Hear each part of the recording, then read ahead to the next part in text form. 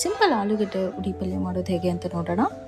ಮೊದಲಿಗೆ ಒಂದು 3ರಿಂದ 4 ಆಲೂಗೆಡ್ಡೆನ 2 ಭಾಗ ಮಾಡಿಕೊಂಡು ನೀರು ಮತ್ತು ಉಪ್ಪು ಹಾಕಿ 1 ವಿಷಲ್ ಕೂಗಿಸ್ಕೊಳ್ಳಿ.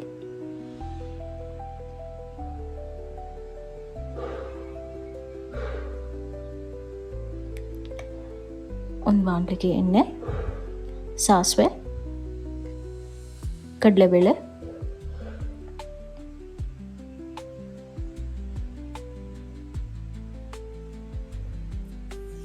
ಕಡಲೆಬೇಳೆ ನೀಟಾಗಿ ಫ್ರೈ ಆದಮೇಲೆ ಕರಿಬೇವಿನ ಸೊಪ್ಪು, ಈರುಳ್ಳಿನ ಹಾಕ್ಕೊಂಡು ನೀಟಾಗಿ ಫ್ರೈ ಮಾಡ್ಕೊಳ್ಳಿ. ಸೊ ನೀವು ಇಲ್ಲಿ ಗ್ರೀನ್ ಚಿಲ್ಲಿ ಕೂಡ ಹಾಕೋಬೋದು. ನಾನು ಗ್ರೀನ್ ಚಿಲ್ಲಿ ಪೇಸ್ಟ್ ಹಾಕೋತಾ ಇದ್ದೀನಿ.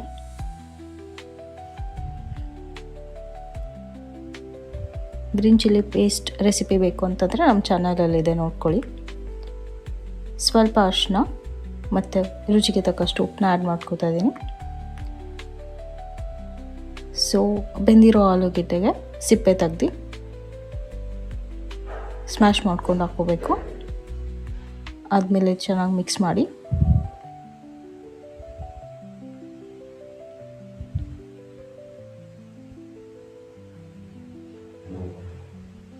ಲಾಸ್ಟಿಗೆ ಕೊರಿಯಂಡರಿಂದ ಗಾರ್ನಿಷ್ ಮಾಡಿದ್ರೆ ದೋಸೆಗೆ ಕಾಂಬಿನೇಷನ್ ಆಗಿ ಆಲೂಗೆಡ್ಡೆ ಪಲ್ಯ ರೆಡಿಯಾಗಿದೆ.